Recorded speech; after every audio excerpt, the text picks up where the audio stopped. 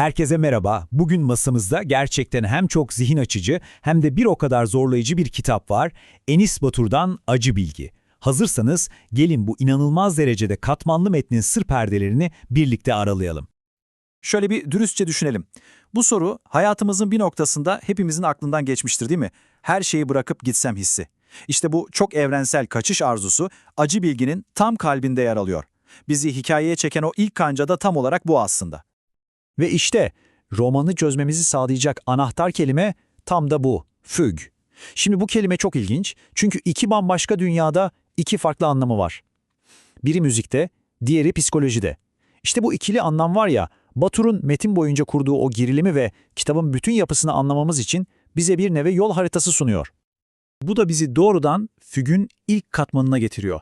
Yani anlatıcının kendi zihnindeki o derin, o köklü bölünmeye, tek bir bedenin içinde iki farklı bilincin birbiriyle sürekli konuştuğu, hatta savaştığı bir alana giriyoruz şimdi.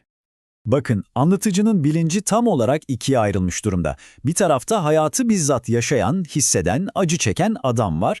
Diğer taraftaysa tüm bu deneyimi dışarıdan bir gözle, sanki bir yabancıymış gibi izleyip kaydeden yazar.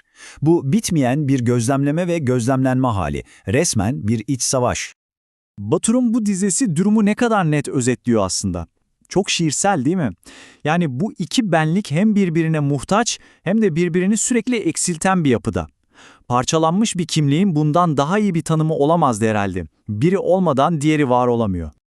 Peki, zihnin içindeki bu soyut fügü hali gerçek hayatta neye dönüşüyor? Gelin şimdi bu içsel bölünmenin karakteri nasıl somut bir eyleme, yani fiziksel bir kaçışa sürüklediğine bakalım. Anlatıcının kaçma arzusunun arkasındaki o ham acıyı, o çaresizliği bu cümlede iliklerinize kadar hissediyorsunuz. Her şeyi arkada bırakma isteğinin ne kadar derin ve sancılı bir yerden geldiğini anlıyoruz. Yani bu bir macera arayışı falan değil. Bu tam bir çöküşten, bir yok oluştan son bir çabayla kurtulma denemesi. Ve o soyut arzu işte bu çok somut adımlarla gerçeğe dönüşüyor. Düşünün, Milano'da bir seyahat acentası buluyor. Ona yeni bir kimlik veriliyor, yeni bir isim. Elviro Guarchez. Ve rota olarak da hiç bilmediği, hiç görmediği bir yer. Portekiz seçiliyor. Geçmişi silme operasyonu resmen başlamış oluyor. Ama durun, hikaye sadece bir adamın kaçışından ibaret değil.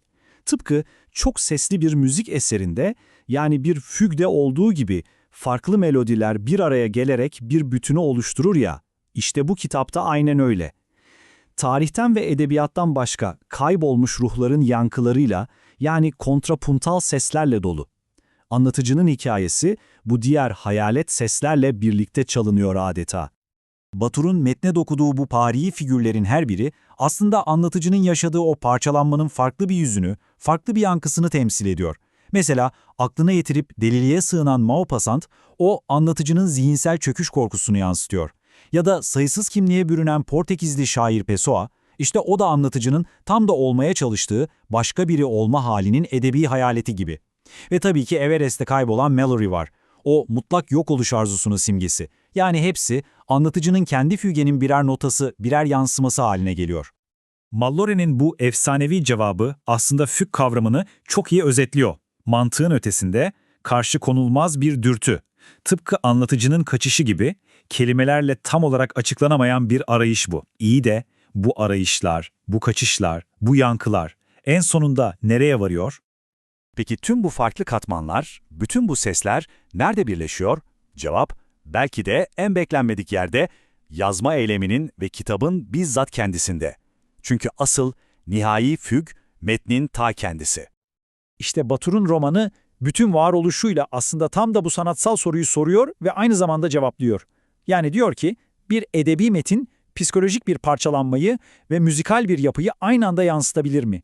Kitabın cevabı kocaman bir evet. Ve kitabın dehası da tam olarak burada yatıyor. O iç içe geçmiş temaları, sürekli tekrarlanan motifleri ve farklı sesleri bir araya getiren parçalı anlatımıyla kitabın yapısı anlattığı konunun birebir aynısı oluyor. Yani biçim ve içerik edebi bir fügde mükemmel bir şekilde birleşiyor. Batur'dan gelen bu son alıntı her şeyi özetliyor aslında. Yazma eylemini tam bir kaçıştan ziyade dünyalar arasında bir aralıkta kalma hali olarak tanımlıyor. Yani tamamen yeni bir dünyaya açılan bir kapı değil bu. Sadece eski dünyanın kapısını birazcık aralamak gibi. Bir araf hali. O zaman son bir soruyla bitirelim. Eğer yazmak bir kaçışsa, yazar bu kaçışın sonunda ne bulur? Yepyeni bir benlik mi, yoksa sadece geride bıraktığı eski benliğin bir yankısıyla mı yüzleşir? Belki de her kaçış, ne kadar uzağa gidersek gidelim, eninde sonunda bizi yine kendimize geri getiren dairesel bir yolculuktur.